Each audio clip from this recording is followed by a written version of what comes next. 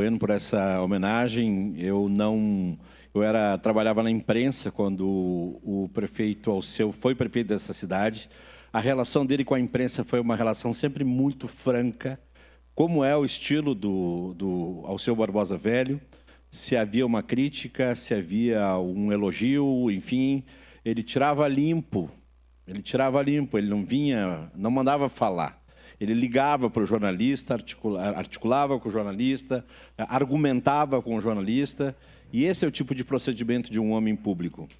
Esse é o tipo de procedimento de um homem público. E o PSB, através de Vossa Excelência, através de outros companheiros, colaboraram muito com o governo Alceu.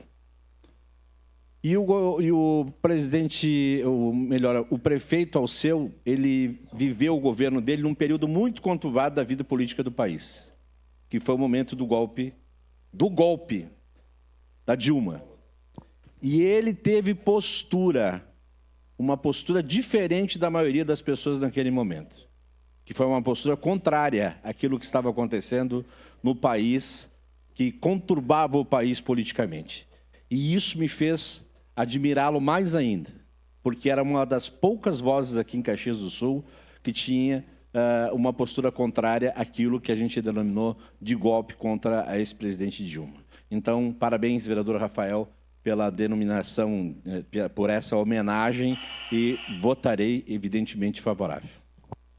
Obrigado. Para declarar o voto, Rafael Bueno, com a palavra.